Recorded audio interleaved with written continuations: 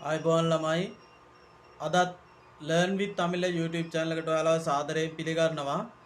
අද අපි ඔයාලත් එක්ක සාකච්ඡා කරන්නට යන්නේ ඉතිහාසයේ හැදෑරීමේ මූලාශ්‍ර කියන 10 වසර ඉතිහාසයේ අච්චු පොතේ පළවෙනි පාඩම.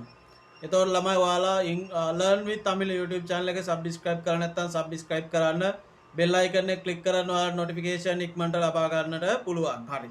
එතකොට මේ පාඩම තුලදී දරුවෝ අපි ඉගෙන ගන්නට යන්නේ අපිට මේ වෙනකන් හම්බ වෙලා තියෙන මූලාශ්‍ර ඉතිහාසය ඉගෙන ගන්නට ඕන මූලාශ්‍ර මොනවද කියන එක තමයි අපි ඉගෙන ගන්නට යන්නේ. එතකොට මූලාශ්‍රයක් කියන එක අපි සරලව හැඳින්නුවත් ළමයි කියනවා මේ වෙනකන් හඳුන්වලා තියෙන ලේඛන හෝ නිර්මාණ. ලේඛනයක් හරි නිර්මාණයක් හරි අපි හඳුන්වනවා සරලව මූලාශ්‍රයක් කියලා. එතකොට මේ මූලාශ්‍ර අපිට ප්‍රධාන වශයෙන් කොටස් දෙකක් තියෙනවා ළමයි. ප්‍රධාන වශයෙන් අපිට කොටස් දෙකක් හඳුනා ගන්න පුළුවන්. පළවෙනි එක අපි හඳුන්වනවා සාහිත්‍ය මූලාශ්‍ර කියලා. පළවෙනි එක අපි හඳුන්වනවා සාහිත්‍ය මූලාශ්‍ර. දෙවෙනි එක අපි හඳුන්වනවා පුරාවිද්‍යාත්මක මූලාශ්‍ර කියලා. හරි දරුවෝ මොකද්ද පළවෙනි එක? සාහිත්‍ය මූලාශ්‍ර. දෙවෙනි එක පුරාවිද්‍යාත්මක මූලාශ්‍ර. එතකොට සාහිත්‍ය මූලාශ්‍රයක් කියන්නේ පුතේ මොනවා හරි ලියපු දෙයක්.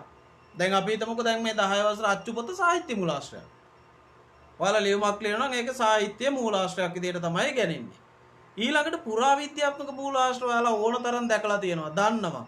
අපි හිතමුකෝ ගල් කණුවක්, වැවක්, දාගැබක්, පන්සලක්, ඊට පස්සේ රාජමාලිගා කොටසක්, අන්න ඒවා. ඊට පස්සේ සෙල්ලිපියක්, ඔයාලා කියන ගල් ලිපියක්, ඔය දැන් ඔයාලා කියන ව්‍යවහාර වචනයෙන් ගත්තොත් එහෙම ඒ වගේ දේවල් ඔක්කොමයි තියෙන්නේ පුරාවිද්‍යාත්මක මූලාශ්‍රය යටතට. පුතේ එතකොට දැන් මේ මූලාශ්‍ර සාහිත්‍ය මූලාශ්‍ර තියෙනවා තවත් අපිට කැඩෙනවා කොටස් දෙකකට. සාහිත්‍ය මූලාශ්‍ර ගත්තොත් තවත් කොටස් දෙකකට කැඩෙනවා. ඒ තමයි පුතේ දේශීය සාහිත්‍ය මූලාශ්‍ර සහ විදේශීය සාහිත්‍ය මූලාශ්‍ර.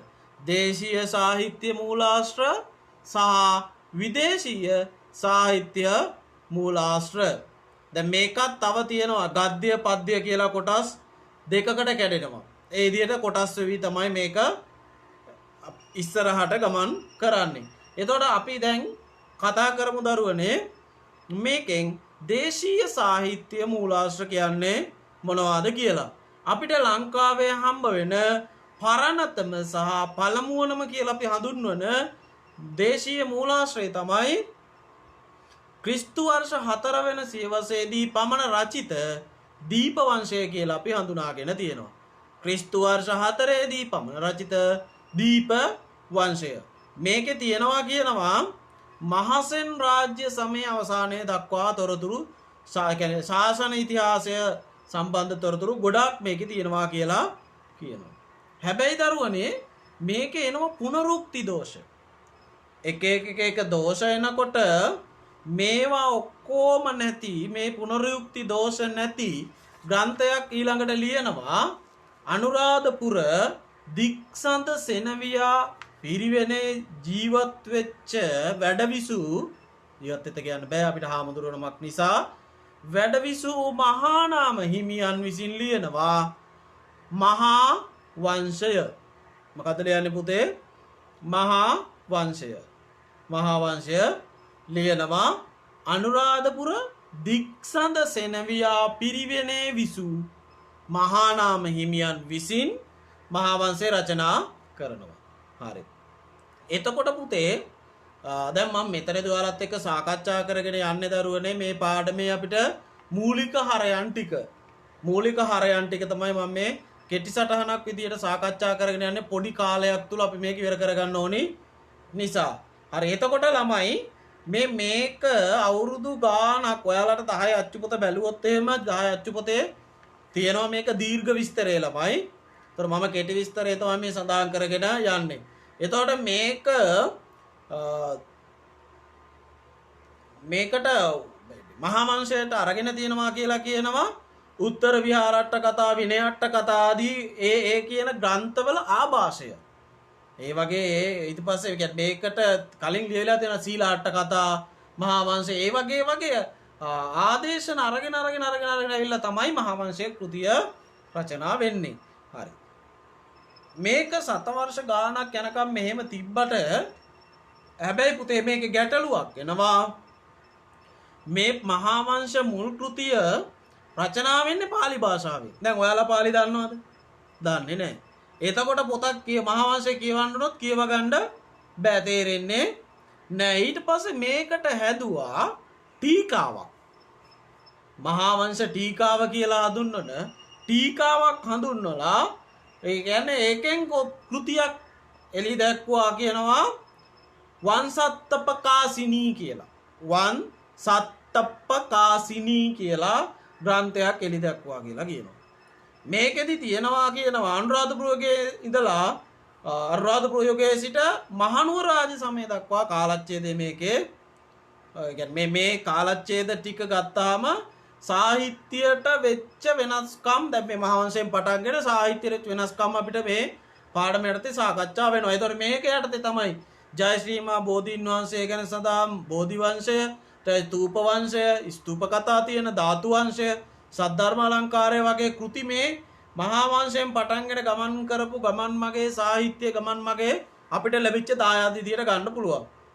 ඊට අමතරව එනවා අපේ කෝට්ටේ යුගය හෙළ මේ කියන්නේ සාහිත්‍ය ස්වර්ණමය යුගය, හෙළ සාහිත්‍ය ස්වර්ණමය යුගය එනවා. එතකොට අපිට ඒවත් එක්ක පසු කාලයෙන් වෙනවා සංදේශ, උදාහරණ මයුර සංදේශ, තිසර සංදේශ, සැන්ලි සංදේශ වගේ සංදේශකා වෙනවා.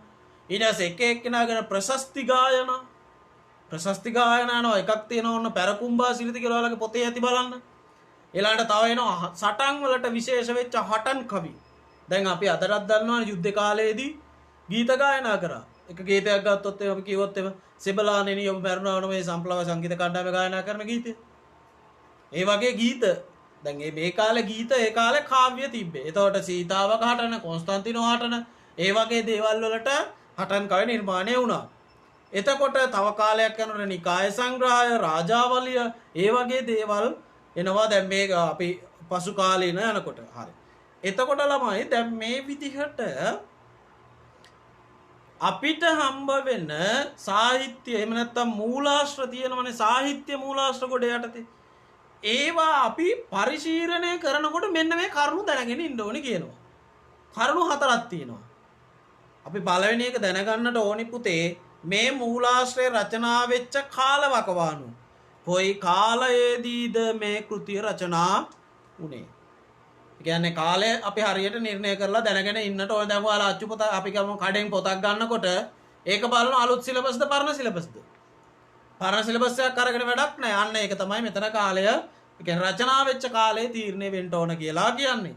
ඊළඟට මේ මූලාශ්‍රය ලියපු කතුවරයා පුතේ මම ලිව්වා කියන්නකෝ සිංහල භාෂාව ගැන. ඒතර මම සිංහල භාෂාව ගැන ප්‍රවීණයෙක් නම් තමයි මට ලියන්න පුළුවන්. දැන් මම වීඩියෝ එක කරනවා ඉතිහාසයේ පාඩම ගැන.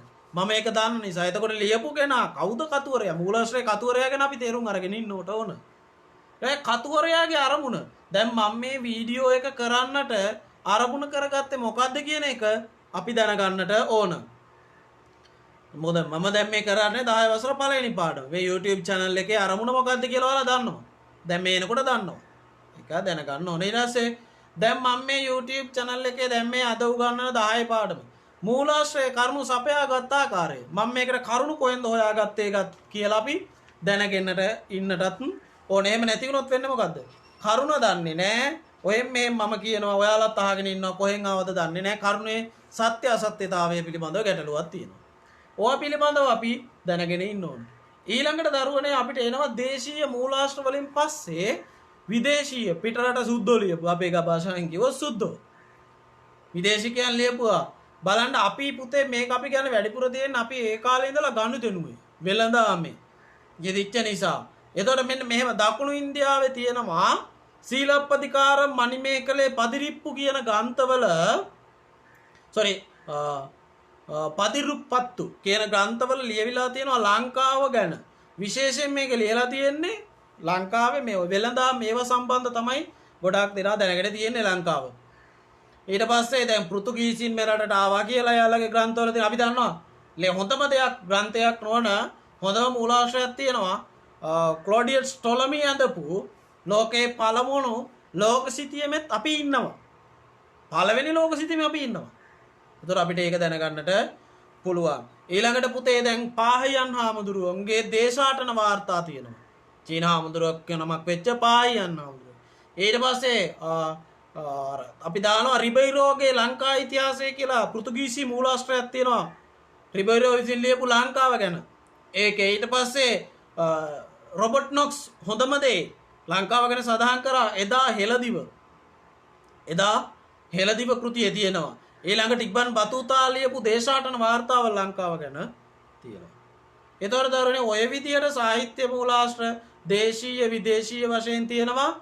දේශීයව මොනවද විදේශීයව මොනවද කියලා අපි සාකච්ඡා කරා. දැන් අපි සාකච්ඡා කරමු මේ බෙකීකී සාහිත්‍ය මූලාශ්‍රවල අපිට තියෙන වැදගත්කම. දැන් අපි 10 අච්චුපොතේ ඉතිහාසය ඉගෙන ගන්නකොට මොකද්ද මේකේ වැදගත්කම අපි දැනගන්නට ඕන. ඔන්න බලන්න ඒකේ දාලා ඇති. ඓතිහාසික කාල වකවානුව ඒ කියන්නේ කාලය ඓතිහාසික කාලය අපිට අනුපුලියෙන් දැනගන්න පුළුවන්. දැන් අපි ගත්ත කියමුකෝ මේක. දැන් මේ පොත මුද්‍රණ වර්ෂය දාලා තියෙන ප්‍රථම මුද්‍රණය, දෙවෙනි මුද්‍රණය, තුන්වෙනි මුද්‍රණය එහෙම දාපුවම අපි දන්නවා මේ පොත කවදා මුද්‍රණ කාලවකවානුව අපිට පැහැදිලි අපිට ඒක ගන්නට පුළුවන්. ඊළඟට එක් අවදිවල තිබ්බ දේශපාලන ආර්ථික ක්‍රමය ගැන අපිට දැනගන්නට පුළුවන් පුතේ. දැන් අපි හිතමුකෝ 2015-19 කාලේ තිබ්බ ආර්ථික රටාව 2020 කොරෝනාවත් එක්ක ආර්ථික රටාව. එතකොට දැන් 2021 ලැබලා තියෙනවා. දැන් ආර්ථික රටාව කොහොමද වෙනස් වුනේ? සමාජමය පැත්ත කොහොමද වෙනස් වුනේ? දේශපාලනය කොහොමද වෙනස් වුනේ කියලා අපිට දැනගන්නට පුළුවන්. මේ කෘතිවලින් ඒ කියන්නේ සාහිත්‍ය මූලාශ්‍රවලින්. ඊළඟට කියනවා එක මූලාශ්‍රයකින් ලැබෙන යම් තොරතුරක්. ඒක තවත් එකකින් සනාථ වෙනවා. එකකින් ලැබෙනවා දැන් 9 අච්චු පොතේ තියෙන ඉතිහාසයේ පාඩමක්ම 11 අච්චු පොතේ තියෙනකොට ළමයට පැහැදිලි මේක සත්‍ය අසත්‍යතාවය. ඊළඟට කියනවා අපිට මේ විදේශීය මූලාශ්‍රවල අතිශය වැදගත් දේ තමයි අපි සුද්ධොත් එක්ක ඔයාලා කියන සාමාන්‍ය අපි විදේශ කියපු ගමන් සුද්ධෝ විතරයි මතක් වෙන්නේ. විදේශීය කට්ටියත් එක්ක තිබ්බ සම්බන්ධතාව මොනවද කියලා අපිට පැහැදිලි වෙනවා මේ මූලාශ්‍ර හරහා. ඊළඟට අපිට ඉගෙන ගන්න තියෙනවා දරුවනේ සාහිත්‍ය මූලාශ්‍රයෙන් පස්සේ අපි කතා කරන්න තියෙන්නේ අපිට කතා කරන්න තියෙනවා පුරාවිද්‍යාත්මක මූලාශ්‍ර. පුරාවිද්‍යාත්මක මූලාශ්‍ර හැදෙන්නවා කොටස් කීපයකට. අභිලේඛන කාසි නටමුන් කියලා. අභිලේඛන කාසි නටමුන් කියලා කොටස් තුනක් යටතේ හඳුන්වා ගන්න පුළුවන්.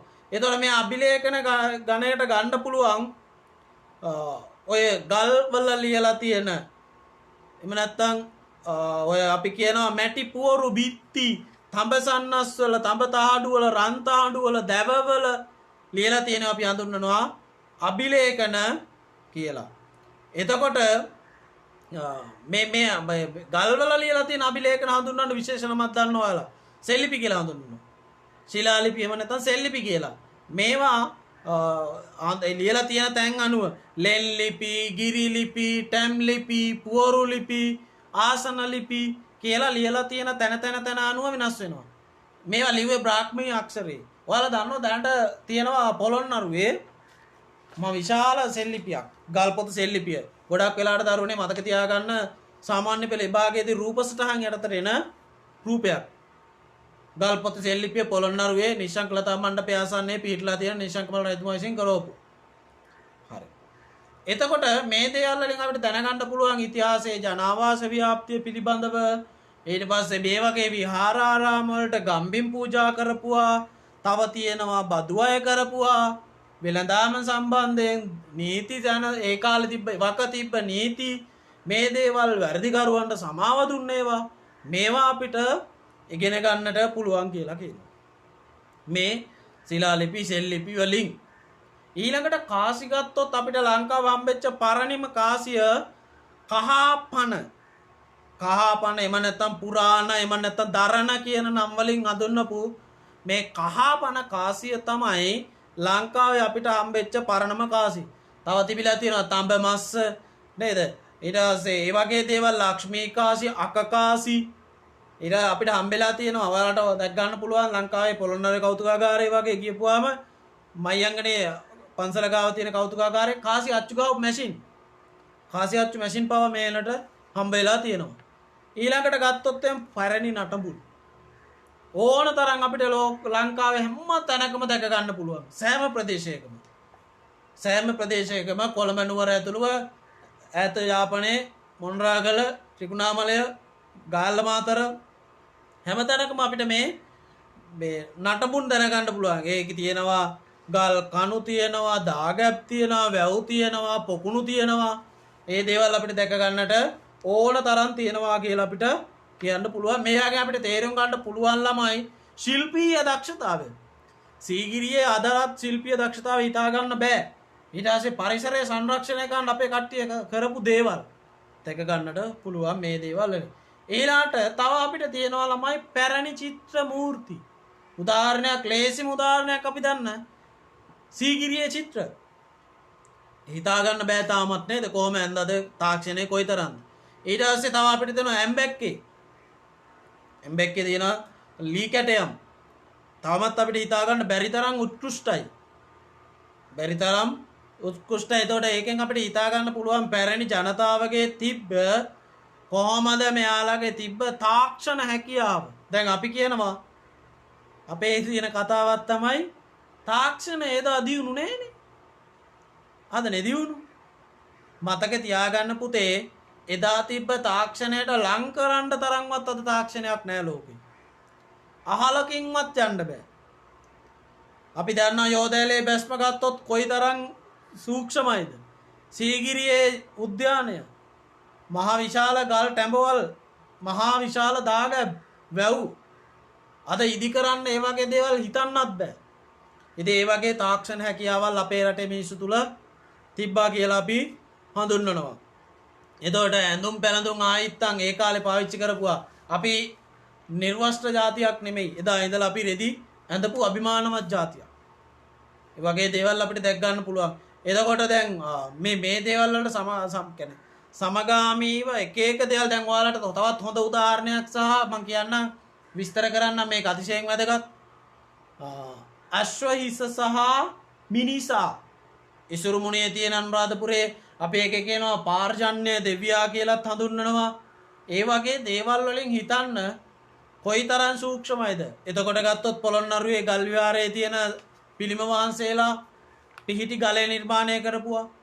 මේ දේවල් වලින් අපිට සූක්ෂමතාවය දැක ගන්නට පුළුවන් අපේ රටේ තිබ්බ නිර්මාණ ශිල්පියාගේ සූක්ෂමතාවය. හරි. එතකොට මේ සාහිත්‍ය මූලාශ්‍ර දැන් අපි ඉගෙන ගත්තා. පුරාවිද්‍යාත්මක මූලාශ්‍ර ඉගෙන ගත්තා. එතකොට මේවා පරිශීලනය කරන්න ඕනේ පරිස්සමෙන් හරි දේ හරි විදියට.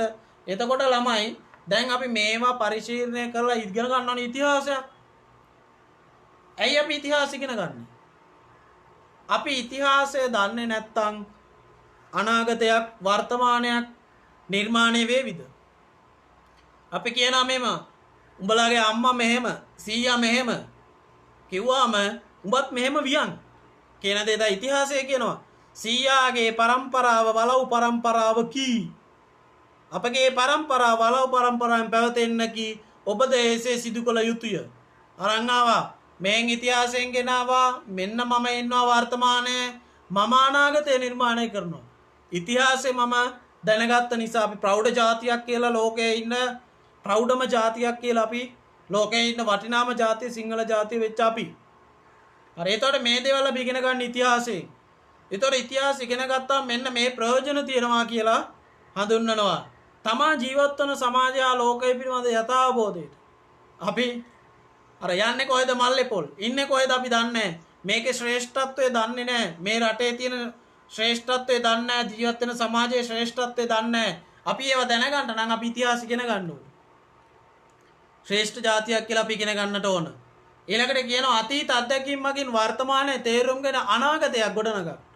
අතීතයේදී මම ගින්නට අත දානකොට අත පිච්චුණා. අන්න අතීත අත්දැකීම මම ඒකේ අර්ථය තේරුම් ගත්තා. අද මම ගින්නට අත දැම්මත් අද අත පිච්චෙනවා.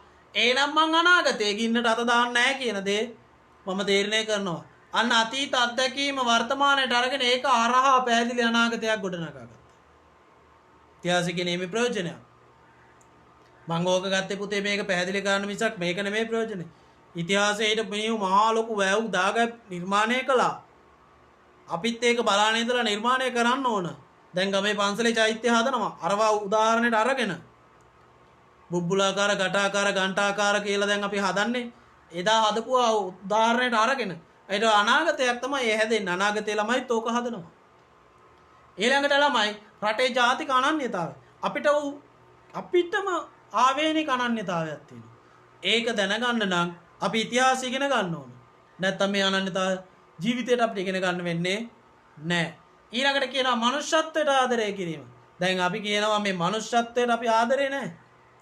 මිනිස්සු මේ විදිහට මැරෙනවද? ওই විදිහට මිනි මැරුම් සිද්ධ වෙනවද මනුෂ්‍යත්වයට ආදරේ නම්? මනුෂ්‍යත්වයට ආදරය කරන්න අපි ඉතිහාසය ඉගෙන ගත යුතුයි. එලාර දොටුගැමුණු යුද්ධයේදී තවමත් තියෙනවා එලාරගේ සොහන. එතකොට ඒක දුටුගැමුණු රජතුමා යුද්ධයක් කරාට රට බේරගන්න මනුෂ්‍යත්වයට ආදරය කරා. මනුෂ්‍යත්වයට ආදරය කළා. ඊළඟට අන්‍ය සංස්කෘතියින්ට ගරු කිරීම පුරුදු. අපිට තියෙන දෙයක් දැන් කෝලාහල ඇති වෙනවා. සිංහල මුස්ලිම්, සිංහල දෙමළ කෝලාහල ඇති වෙන්නේ අන්‍ය සංස්කෘතියින්ට අපි ගරු කරන්නේ. අපි හිතමුකෝ සමහරුන්ගේ සංස්කෘතිය තුල තියෙන දේවල් අපිට ගැලපෙන්නේ නැහැ. එයාලගේ සංස්කෘතිය. එයාලගේ සංස්කෘතිය. ඉතින් අපි ගරු කරන්න නම් ඉතිහාසය ඉගෙන ගන්න ඕනේ. ඒක අපි කළ යුතු දෙයක්. ඊළඟට ළමයි විවිධ මත ඉවසන්නට අපිට මතයක් එනවා. මේ මොකක්ද මේක මේ මතයක් එනවා. ඒ මත ඉවසන්න නම් ඉතිහාසෙත් මේ වගේ දේවල්ලා තියෙන. එතකොට ඉවසුවා කියලා අපි තේරුම් අරගෙන ඉන්නට ඕන. ඔයගේ දේවල් ඉතිහාසය ඉගෙනීම තුළින් අපිට ලැබෙන ප්‍රයෝජන. එතකොට දරුවනේ මේක අවසානට කතා කරන්න තියෙන පුරාවිද්‍යා මූලාශ්‍ර ආරක්ෂා කරන්න. ඇයි අපි ආරක්ෂා කරගන්නේ? පුතේ අපි එදා තිබ්බ වැව තිබ්බ නිසා තමයි අද වැව පෙන්වන්නේ. දැන් පරාක්‍රම සමුද්‍රේ පෙන්නලා මං හිතන්නේ මේ වෙනකොට ඔය තියෙන ජල බිඳු ප්‍රමාණයට කෝටි ගණන් හම්බ කරලා ඇති. අපේ මහා සාගරේ වගේ පරාක්‍රම සමුද්‍රේ පෙන්න අපි හම්බ කරලා ඇති. එදා කරපු දේවල් ආරක්ෂා ඔය වැව කඩලා විඳලා දැම්මන. රුවන්වැලි සෑයෙන් හම්බ කරපු ප්‍රමාණය අනන්තයි අප්‍රමාණයි. ආදායම් වශයෙන්. එතකොට අපේ ඒ මුදල් වශයෙන් වගේම අපේ මෙන්න අනන්‍යතාවය කියලා පෙන්වන්න තියෙන්නේ ඕක. එදා එවකට බුදුදහම පැවතියා යයි සාධක ඔන්න තියෙනවා. එවකට වාරි තාක්ෂණය මෙන්න තියෙනවා. ගෘහ නිර්මාණ ශිල්පය මෙන්න තියෙනවා. අන්න රැක ගන්න ඕනේ අපි පුරාවිද්‍යාත්මක මූලාශ්‍ර. ඒ වගේ කාරණා සඳහා. එතකොට ළමයි මම හිතනවා දැන් ඔයාලට මේ පාඩම පැහැදිලි ඇති කියලා. මේ පාඩමයි කියන්නේ 10 වසර ඉතිහාසයේ අච්චු පොතේ පළවෙනි පාඩම ඉතිහාසයේ හැදෑරීමේ මූලාශ්‍ර මම ඔය සරලව හඳුන්වාගෙන ගියේ. පැය භාගයක් වගේ පොඩි කෙටි කාලයකදී. කෙටි හැඳින්වීමක්. මින් ඉදිරියට මේ Learn with Tamil කියන YouTube channel එක ඔයාලා subscribe කරලා තියාගන්න. එතකොට ඔයාලා දිගින් දිගටම ඉතිහාසය විෂයට අදාළ පාඩම් රූප සටහන් විස්තර කිරීම, සිතියම් විස්තර කිරීම දිගින් දිගටම මම ඔයාලත් එක්ක සාකච්ඡා කරනවා. ඉංග්‍රීසි විෂයට අදාළ කොටස් සාකච්ඡා කරනවා. ජීවිතයට අදාළ ගොඩක් දේවල් විභාගයේ ජය ගන්නේ කොහොමද? විභාගයට සූදානම් වෙනකොට මම අවසන් සතිය වෙනකොට කොහොමද සූදානම් වෙන්නේ? කොහොමද හොඳ ප්‍රතිඵලයක් ගන්න කියන තැනට මම ඔයාලව මෙහෙවනවා. ඉතින් අපි ළමයි ඒ දේවල් වලට සූදානම් වෙමු. ඔයාලා හැම වෙලාවකම Learn with Tamil කියන YouTube channel එක subscribe කරලා තියාගන්න. නිතර බලන්න.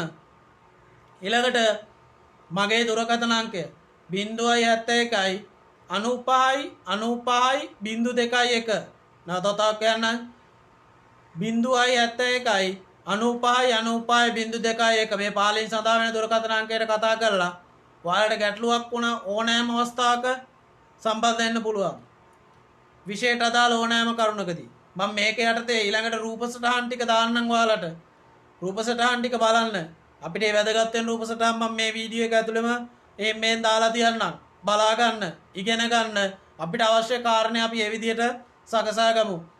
එතකොට ළමයි නැවතවතාවක් කියන්නේ Learn with Tamil YouTube channel එක subscribe කරන්න, bell icon එක click කරන්න, like කරන්න, comment කරන්න, තවත් කෙනෙක්ට ඉගෙන ගන්න මේක share කරන්න. group වලට share කරන්න, ඔයාලගේ පෝල් එකට Facebook පෝල් එකට පුළුවන් ෂෙයා කරගන්න ඩවුන්ලෝඩ් කරලා තියාගෙන බලන්න. එහෙනම් ළමයි හැමෝටම සුබ දවසක් වේවා. ආයුබෝවන්. අපේ ඊළඟ වීඩියෝ එකෙන් ඔයාලත් එක්කම එන්නම්. සබ්ස්ක්‍රයිබ් කරන්න Learn with Amila YouTube channel එක.